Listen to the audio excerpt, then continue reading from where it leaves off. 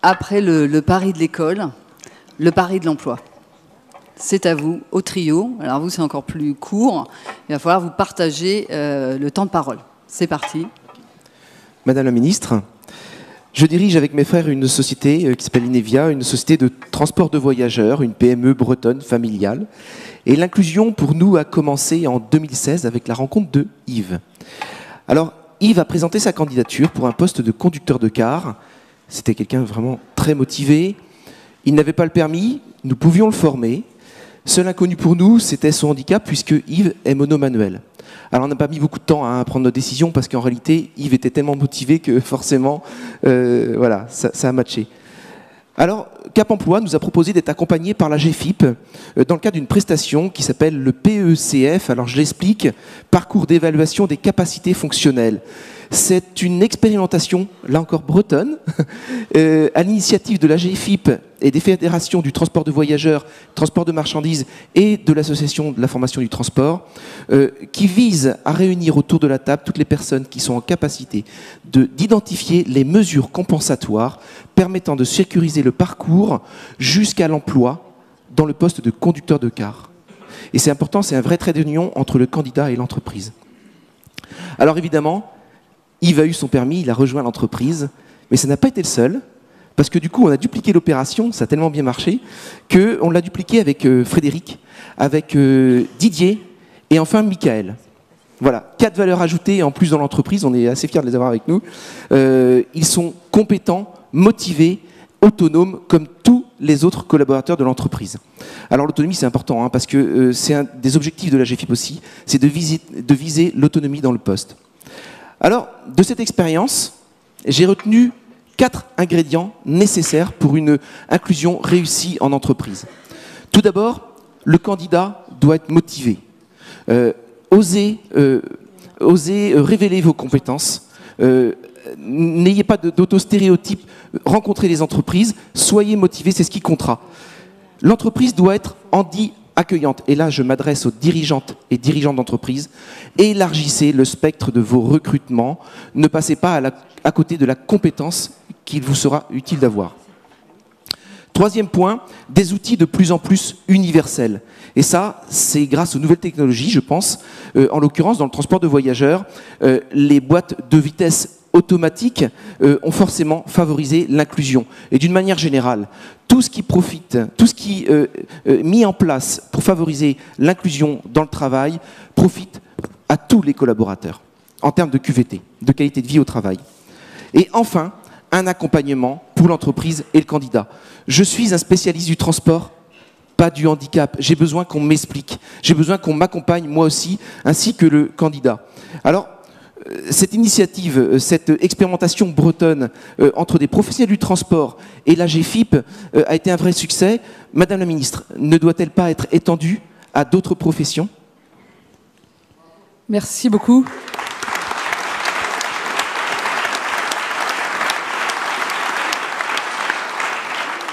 Monsieur Hervieux, je crois que vous avez très bien montré que là où il y a engagement, changement de regard, technologie, mobilisation générale, on y arrive, c'est-à-dire qu'on repousse les limites et on ouvre un champ de possibles qui n'existait pas avant. Et je crois que c'est ce que cette expérience bretonne dans le domaine des transports montre. Alors oui, bien sûr qu'il faut la généraliser dans toute la France, bien sûr, et c'est le cas de plusieurs branches, qu'il faut le faire dans toutes les branches, des démarches similaires. Mais je voudrais dire que notre défi aujourd'hui, c'est changer d'échelle. Parce que 30 ans après l'obligation des entreprises d'accueillir 6% de personnes en situation de handicap dans leurs salariés, on est à 3,5%. On n'est pas bon. On n'est pas bon en France et ça progresse lentement. Sur le champ de l'emploi, il y a 500 000 personnes en situation de handicap à Pôle emploi qui n'ont qu'un désir, c'est trouver une entreprise qui leur fait confiance, qui va changer ce regard, qui va avoir leur motivation, leurs compétences. Et c'est autant de talents cachés, de talents empêchés dans notre pays. Alors, pour la première fois depuis 2 ans, ça a commencé à baisser un peu. Il y a 30 000 personnes en situation de handicap qui ont retrouvé un emploi, un tout petit peu baissé, mais le taux de chômage des personnes en situation de handicap, il est encore de 18%, c'est-à-dire plus de 2 fois celui des autres Français. Alors, comment on fait pour changer d'échelle ? Premièrement, il y a tout le travail branche AGFIP que vous avez évoqué. Il faut multiplier, amplifier ce genre d'innovation. Deuxième, c'est que dans la loi pour la liberté de choisir son avenir professionnel du 5 septembre 2018, on a inclus pas mal de leviers pour que les mobilisations soient partout et à grande échelle, et pas simplement les pionniers militants, puisqu'ils ont un jour rencontré quelqu'un et que ça fait un déclic. Donc qu'est-ce qu'on a fait? Il y a maintenant dans toutes les entreprises de plus de 250 salariés un référent apprentissage qui sera l'interlocuteur de Cap Emploi, de Pôle Emploi, de la GFIP, des familles, surtout des salariés et des demandeurs d'emploi et des chefs d'entreprise. Pareil, il y a un référent apprentissage dans tous les CFA de France depuis cette loi. On a responsabilisé plus fortement les entreprises en réformant l'OETH, l'obligation de déclaration. Et puis, on a surtout lancé une mobilisation des entreprises qui n'est pas spécifique au handicap, mais qui est sur tous les sujets de l'inclusion. Une entreprise ne se développe pas dans un désert. Et une entreprise ne se développe pas si elle ne permet pas d'ouvrir ses recrutements de façon beaucoup plus large que de façon stéréotypée. Et pour ça, à la demande du président de la République, on a lancé, dans chaque département qu'il souhaitait, un club qui s'appelle la France Une Chance, les entreprises s'engagent. On fait ça avec le Conseil national de l'inclusion dans l'emploi. Il y a aujourd'hui, au bout d'un an, il y a déjà 96 clubs départementaux qui se sont créés, pilotés par un chef d'entreprise. Et il y a 7000 entreprises, beaucoup des PME et des ETI, qui sont prêtes à s'engager. Alors certaines, ça sera sur le sujet du handicap, d'autres sur le sujet des réfugiés, des jeunes des quartiers prioritaires. Mais c'est une force de mobilisation qui est importante. Et puis, je voyais que dans les propositions, il y a lever les freins et les lourdeurs administratives. Je crois qu'on a un vrai problème, c'est que dans le domaine de l'emploi, mais je crois manifestement ce n'est pas que l'emploi, on avait tendance à rajouter un handicap administratif à ceux qui ont déjà à faire valoir leurs compétences et leurs talents. Et donc on a modifié ça, notamment en rapprochant Cap Emploi et Pôle Emploi, maintenant qui travaillent main dans la main. Donc depuis un an, ça a des résultats remarquables. Et qui vont maintenant être dans les mêmes locaux progressivement pour que ça ne soit pas un gymkhana administratif, une course de haies, mais que ça soit une équipe au service d'une personne. Et puis il y a le sujet de la formation qui est très important, parce que avant l'école était moins inclusive, donc on a encore beaucoup de générations de gens qui n'ont jamais pu faire de formation qualifiante et qui n'ont pas eu beaucoup d'études.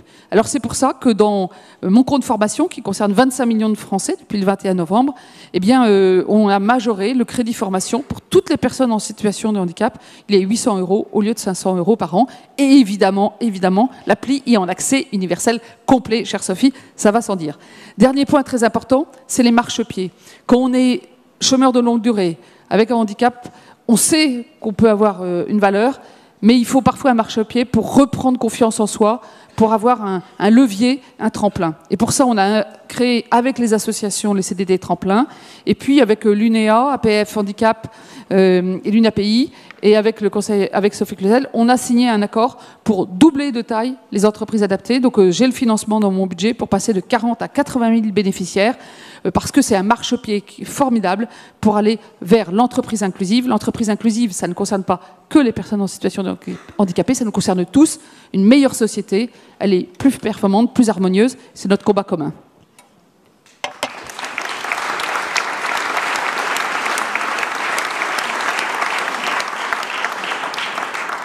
Bonjour à toutes et à tous. Pour ce qui concerne la fonction publique et l'emploi public, en réalité, le témoignage que vous avez porté pour l'entreprise privée pourrait être dupliqué de manière intégrale.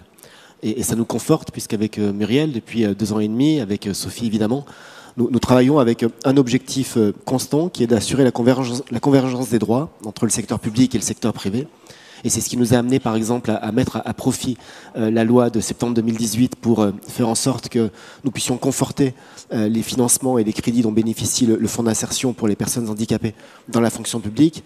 C'est aussi ce qui nous a amené à dupliquer ce qui a été fait dans le secteur privé, c'est-à-dire imposer la question du handicap et de l'inclusion comme un des objets du dialogue social dans les administrations, et donc dans les nouvelles compétences des comités sociaux d'administration, comme à prévoir aussi la nomination de référents handicap dans l'ensemble des administrations, les ministères, cela a été rappelé par le président du Conseil national consultatif tout à l'heure, mais au-delà, dans l'ensemble des administrations ayant une taille suffisante pour garantir cet accès aux droits.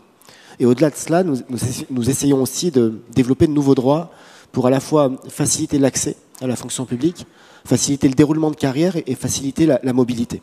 Les chiffres dans la fonction publique sont soit meilleurs, soit un peu moins mauvais. C'est deux façons différentes de les regarder.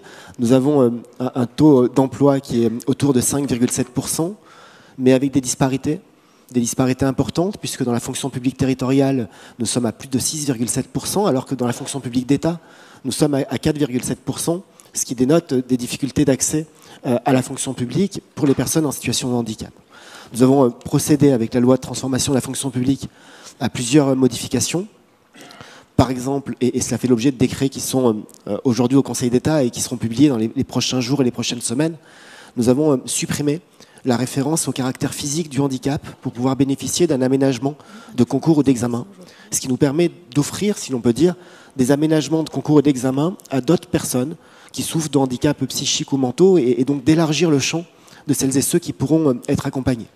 De la même manière, nous avons élargi pour la fonction publique d'État, mais je ne doute pas que les autres versants de la fonction publique s'y attachent aussi. Nous veillons à ce que l'obligation d'emploi à 6% soit aussi reprise dans les recrutements d'apprentis dans la fonction publique d'État, puisque une des manières aussi d'intégrer la fonction publique passe par l'apprentissage, et faire en sorte que dans le nombre d'apprentis, un peu plus de 10 000 chaque année, nous ayons aussi cette même obligation, cette même attention au nombre de personnes en situation de handicap. Nous favorisons cet accès. Et nous prévoyons, à titre expérimental, la possibilité de titulariser dans la fonction publique des personnes en situation de handicap qui seraient formées en apprentissage dans la fonction publique. Et donc c'est une procédure tout à fait dérogatoire que nous allons expérimenter pour les 5 ans qui viennent. En matière de déroulement de carrière et d'accès aux responsabilités, nous avons d'une part inscrit des obligations nouvelles pour les employeurs publics pour garantir l'accès à la promotion et au concours. Nous prévoyons aussi, parce que nous savons que nous avons un énorme retard à rattraper, des procédures dérogatoires pour l'accès par détachement ou par promotion à un corps d'emploi, une catégorie d'emploi supérieure, sans être astreint à des obligations de mobilité comme on peut le trouver par ailleurs, de manière à permettre aussi des déroulements de carrière dans des conditions qui soient plus adaptées. Et nous veillons, évidemment, à ce que l'accès aux emplois de direction soit aussi exemplaire que possible, mais là aussi, il y a un chemin qui est relativement énorme à parcourir pour être véritablement exemplaire. Puis en même temps, enfin, nous voulons faciliter la mobilité et permettre aux agents publics en situation de handicap d'accéder à soit de la promotion, soit des mobilités dans les mêmes conditions que les autres. Et c'est la raison pour laquelle nous allons pouvoir, par une ordonnance qui reste à publier, faire en sorte que, comme dans le secteur privé, les droits à la formation continue soient renforcés pour 3 catégories d'agents. Les agents qui occupent des postes à usure professionnelle, les agents qui ont une formation initiale particulièrement basse, et les agents en situation de handicap, parce que nous savons qu'ils sont parmi ceux qu'il faut accompagner le plus pour leur permettre d'accéder à un reclassement, à une deuxième carrière, peut-être plus fortement encore que d'autres agents. Et enfin, nous avons apporté une dernière modification qui est peut-être la plus anodine, mais en même temps très importante et qui nous avait été rapportée à l'occasion des débats. Nous avons donc un fonds d'insertion pour les personnes handicapées dans la fonction publique qui finance des aménagements de postes, qui finance des équipements permettant une adaptation et donc un maintien ou une insertion professionnelle. Et nous avons pris par un décret, et l'ensemble des décrets que j'ai cités, il faut le souligner, a été soutenu par les représentants des employeurs des 3 versants de la fonction publique. Nous avons pris donc un décret qui va sortir pour garantir à une personne en situation de handicap la propriété, la conservation des aménagements et des équipements qui lui permettent de travailler. Jusqu'à présent, si un bureau était adapté, si du mobilier particulier plus ergonomique était acquis, il était attaché à l'administration d'emploi et non pas à la personne. Ce qui peut paraître assez contre-intuitif. Et donc, désormais, dans quelques semaines, ces équipements seront la propriété, seront portables et permettront d'accompagner des mobilités géographiques, des mobilités fonctionnelles et de garantir le maintien dans l'emploi sans avoir, ni pour la personne, ni pour son nouvel employeur ou son nouveau service, à réintroduire, réinitier toutes les démarches auprès du FIPHFP, pardonnez-moi pour l'acronyme.